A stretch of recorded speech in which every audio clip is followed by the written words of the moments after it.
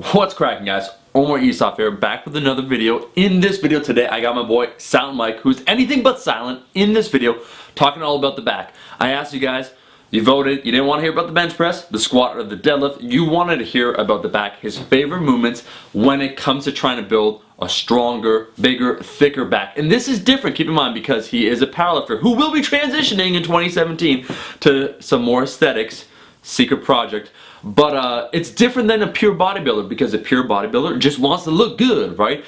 Just wants the back to look aesthetic without any consideration normally when it comes to the strength of the said back. And this is then entirely different. So when Mike talks, understand it's kind of from what we like to refer that athletic aesthetic or do something with your body perspective. So powerlifting is the goal for him. So a lot of these movements are going to help with that. So not only are you going to develop a bigger, thicker back, but also one that is stronger. So without further ado, I'll let Mike do the talking. What's happening, guys? The name's Silent Mike, for those that don't know. I'm a powerlifter, strength powerlifting coach, as well as a YouTuber, and I want to thank Omar for having me on the channel. Today we're going to talk a little bit about your back, lats, rhomboids, traps, the entire back, how to build it, why to build it, and what it's going to do for you, and how I've come about building a big back.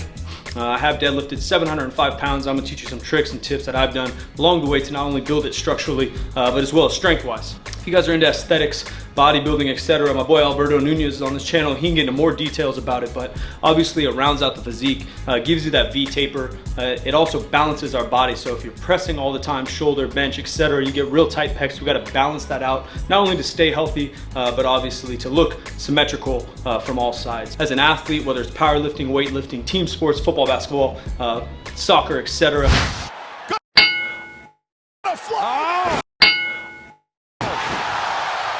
It's very postural, it protects our spine. It's obviously a huge piece of power.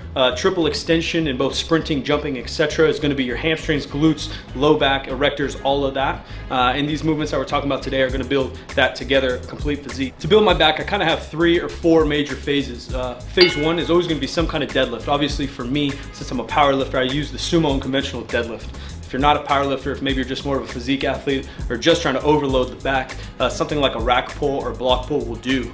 All these exercises, I'm a big proponent of training multiple rep ranges, from 1 to 5, 5 to 10, 10 to 15, and even sometimes 15 plus 20, 25, 30 reps. It's going to build different muscle fibers, different stimulus to our body, not only helping hypertrophy, but overall general strength. We want to strengthen all energy systems and all muscle fibers. So for the deadlift, sometimes I don't do 15s and 20s, but I'll go up to sets of 10 or 12. I have a day or different phase in my training where I'm doing 8s to 12s, 3s to 6s, and 1s to 3s, etc. After the sumo, conventional, or perhaps the block pull, it's time to move on to another compound movement. My favorite for that is the barbell bent over row. You can do this a lot of different ways. There's the Yates row, the Pendlay row, a bunch of different styles, and I don't think it's that important which one you choose. Find one that's comfortable for you, that allows you to remain injury free, because that's number 1 in all strength trainings, to remain injury free and healthy, and then try to progressive overload in that. Build more sets, more reps, more volume over time. One big thing I like to do is kind of a Pendlay row, where I'm getting a little bit of cheat with my legs and low back off the ground, similar to a deadlift, and then I'm really trying to squeeze my lats and control the bar into my stomach. If you're doing a cable row, chest supported row, bent over row, they're all going to be very similar. In my eyes, there's kind of 2 different ways that we do them. One is kind of a really deep elbows, and I'm pulling the barbell or the handle into my waist. For me, I can really flex my lats this way. I'm thinking about pulling with my pinkies and a really deep elbow. We're trying to really move this shoulder. Think about kind of a rope tied to my elbow and leaning with my elbow down and low. This for me gets a real good contraction in my lat. Whether you want to talk about mind-muscle connection, whatever it is, I can feel my lat working, and I really focus on that, getting more volume there. So with the Pendlay row, I get a little cheat off the ground, and then I'm squeezing into my hips. That's going to build the lats. Your entire back, it's hard to isolate, so all these, or a majority of them, are going to be compound movements. If you're on a cable, or even with the Pendlay row, the other option I like to do is pull more towards my sternum, where I flare my elbows. I still squeeze exactly like the other one, except now my elbows are a little bit more flared, and I'm almost thinking the opposite of a bench press. So my elbows are a little bit more flared. I'm thinking retract my shoulder blades, squeeze those shoulder blades behind me, squeezing tight, and then controlling the bar both ways, bar, handle, whatever it might be. Personally, have you seen our boy Alberto Nunez? He does the seal row a lot. I prefer the Pendlay and the chest supported, which is a hammer strength piece. You can find this at a lot of different gyms with the cable, whatever it might be. So in a typical workout, I got the deadlifts, typically one variation, sometimes two. Then I'm going to some type of horizontal row, those that I mentioned, one or two. From there, the last third phase for me is a vertical. So it could be a pull down if you're not that good at body weight movements, wide grip, neutral grip, close grip, reverse grip, kind of the chin up. Personally, I really like the neutral grip chin up.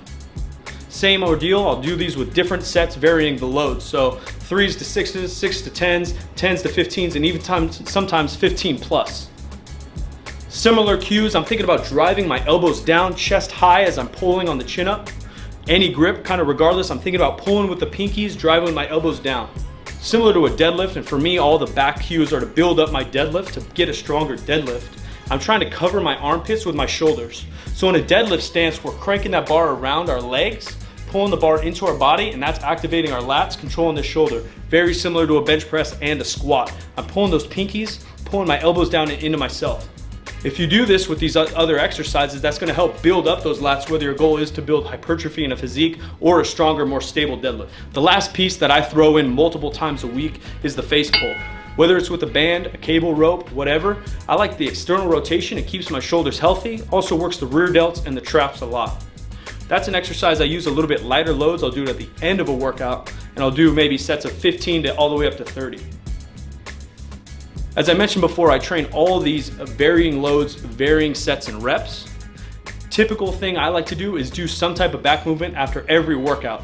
A very typical powerlifter split, you're lifting 4 or 5 times a week. Doing a couple sets of chin-ups, rows, or face pulls after each is what I've been doing. But if you're after more hypertrophy, having 2 to 3 back days, varying the exercises, but keeping them constant on those days so you can progressively overload, track your progress, and build a bigger, stronger muscle. Tons of different videos on my channel, guys, if you want to check it out. Appreciate Omar for having me. I'll talk to you guys soon. Well guys, that is the video. That's all the time we have. My thanks to Silent Mike for doing this video. Make sure to check out his channel. Link will be in the description. If you like this video and if you want to see more content from Silent Mike, make sure to like the damn video. Leave a comment below. What is your favorite back movement? And I'll be seeing all you guys, my rascals, in that next video. Peace.